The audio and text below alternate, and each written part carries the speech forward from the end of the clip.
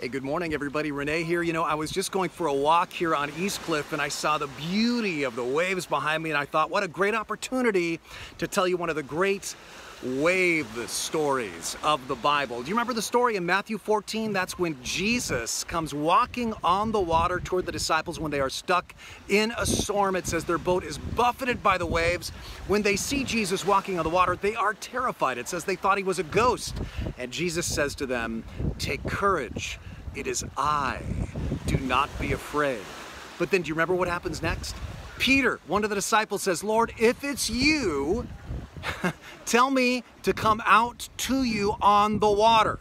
And then I'll know it's you if miraculously I'm able to walk on water." And then Jesus says, "Well, come on."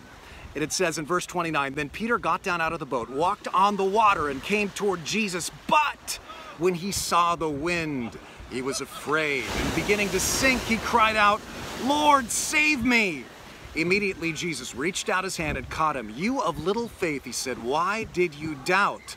And when they climbed into the boat, the wind died down and they worshiped him, saying, 'Truly you are the Son of God.'" Now here is why I wanted to bring this up.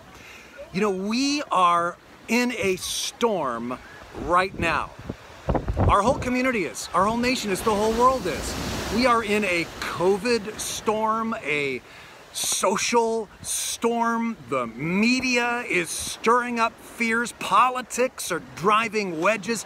And it is very tempting to look down at the waves and to look around at the wind as Peter did. But when you do, you lose sight of Jesus, you get scared, and you quickly sink. The three S's that happen when you look at the waves instead of Jesus.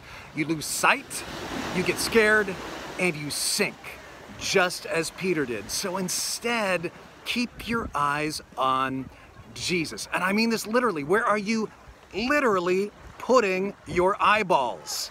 On incendiary social media posts? On television news that's just going to make you more and more afraid? Or are you putting your eyes on the Lord through meditation, through scripture, through worship? Please take these verses to heart. Listen to these verses in Colossians chapter 3, starting in verse 1. "Since then you have been raised with Christ. Set your hearts on things above, where Christ is, seated at the right hand of God. Set your minds on things above, not on earthly things." And then it talks a few verses later about how to do that. It says, "Let the message of Christ dwell in you richly as you teach and admonish one another with all wisdom, through psalms, hymns, and songs from the Spirit, singing to God with gratitude in your hearts."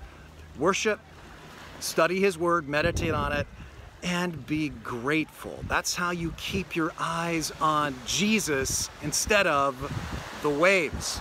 These waves, they're beautiful. The waves of the social storm around us are not always beautiful. So don't be transfixed by the danger.